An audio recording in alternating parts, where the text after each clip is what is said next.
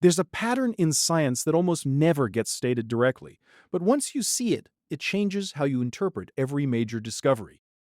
Big questions don't usually get answered. They don't fade as evidence accumulates. They don't shrink as theories improve. They just sit there, unresolved, sometimes for decades, sometimes for centuries. What are stars made of? Open until the 1920s. Is the universe expanding?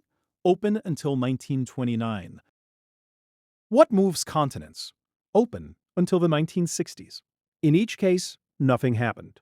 Until something did. A threshold was crossed. A new kind of instrument, a new level of precision, a measurement that simply wasn't possible before. And then, the pattern flips. Within a few years, evidence stacks up. Within a decade, consensus forms. And a question that outlived entire careers disappears. Not because we got lucky, because we finally built something capable of answering it. That moment is where we are again.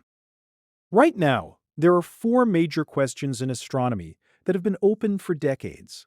Each has multiple explanations that still survive. Each has resisted every instrument we've built so far, and each is approaching the same boundary, the point where measurement replaces argument. Not gradually, decisively. I'm not going to claim all four will be answered. Some may not be. But for the first time, we know what an answer would look like. We know what kind of evidence would force agreement. And we are building systems designed to produce exactly that evidence. Before we get into them, one thing matters. None of these discoveries belong to the people who will finalize them. They are the result of long chains of work, often by scientists who never saw the answer. Some of these questions have quietly outlasted generations. These aren't breakthroughs in isolation, they're relay races. The baton has been moving forward for 40, 60, sometimes 80 years. Every failed experiment, every null result, every almost correct theory. Those weren't dead ends, they were constraints. They shaped the question into something precise enough to be answered.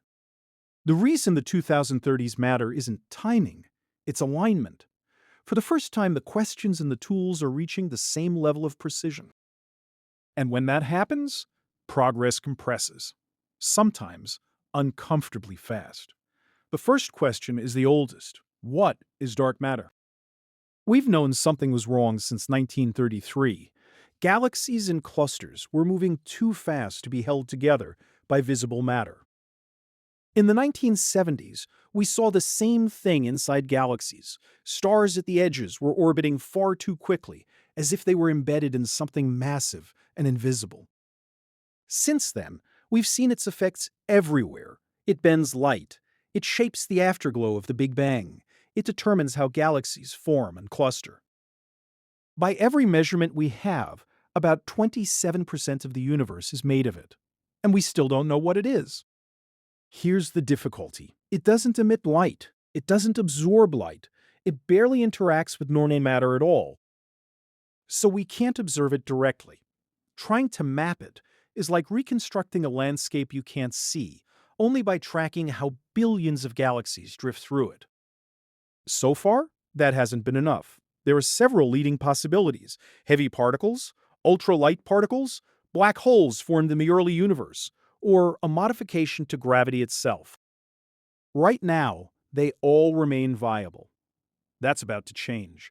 For the first time, we're moving beyond partial glimpses to something closer to a full survey of cosmic structure. Roman and the Vera Rubin Observatory will track subtle distortions in light from billions of galaxies, turning the invisible scaffolding of the universe into a measurable map. Not a snapshot, a dataset large enough to start ruling things out, because different explanations don't just predict different particles. They predict different universes, different textures in how matter clusters, different patterns across space, different levels of smoothness and fragmentation. This is where ambiguity starts to collapse.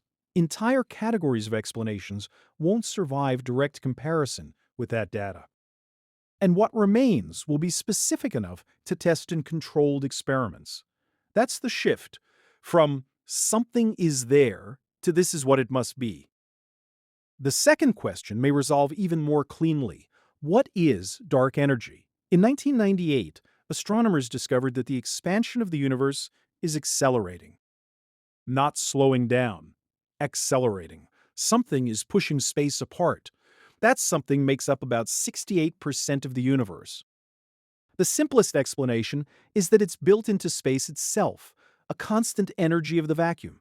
If that's true, it never changes. Same strength, everywhere, always. But when physicists try to calculate that value, the result isn't just wrong, it's off by a factor of 10 point chord. If you tried to measure the distance from Earth to the Sun and missed by that factor, you wouldn't just be wrong, you'd be outside the observable universe. That's the scale of the mismatch. So there's another possibility. Dark energy evolves, changes over time. And if it does, it points beyond our current model.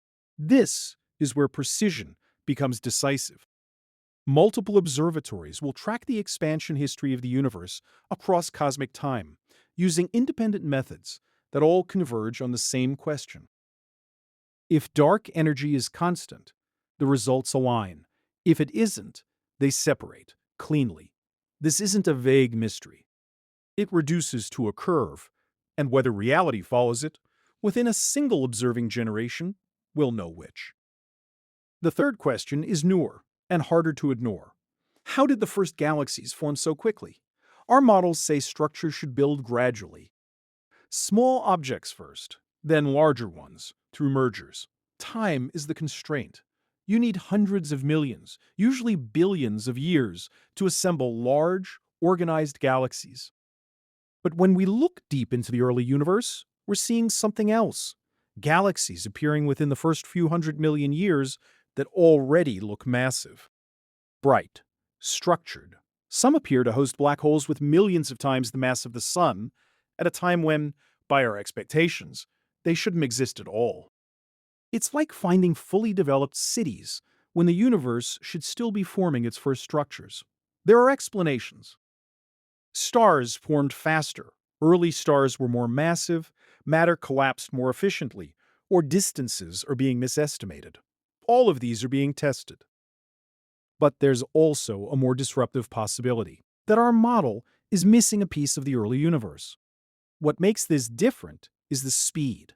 This question went from non-existent to unavoidable in just a few years, and now it's entering the same pattern. Better data, higher resolution, direct measurements of composition and motion. Webb continues to observe. The extremely large telescope will push far deeper. This isn't staying an anomaly, it's being forced into an explanation. The final question goes all the way back to the beginning. What happened in the first fraction of a second?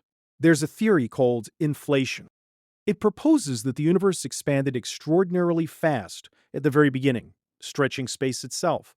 That idea explains several otherwise puzzling facts. Why the universe looks nearly identical in every direction. Why its geometry is so close to flat. Why certain predicted relics don't appear. It fits the data remarkably well, but it remains unconfirmed, because we've never seen direct evidence that it happened. There is one signal that would, a specific pattern imprinted in the cosmic microwave background, caused by gravitational waves from that earliest expansion. A fossil from a time when the universe was less than 10 seconds old. To detect it, we're not just measuring faint signals. We're measuring variations smaller than 1 part in a billion across the entire sky. If that pattern is there, we'll see it. If it isn't, entire classes of inflation models collapse and alternatives take their place. Either way, the question doesn't remain open in its current form. None of this is guaranteed. Instruments can fail. Signals can be weaker than expected. Interpretation can take time. Some of these questions may persist longer than we think, but that's not the important shift. A decade ago, most of these had no clear path forward. Now they do. We know what to measure, we know how to measure it, and we are building systems capable of doing exactly that. All four follow the same pattern. long resistance, gradual refinement, and then a threshold where the right measurement becomes possible. That's what progress looks like at this scale. Not sudden insight, but compression, a long buildup, followed by a narrow window where answers arrive quickly, and we happen to be entering that window now. What's unusual isn't that one question is approaching resolution, it's that four of them are, at the same time. By 2040, we will know things about the universe that no previous generation has known, not because we guessed correctly, but because we finally built instruments capable of deciding the question. That's what the 2030s are for.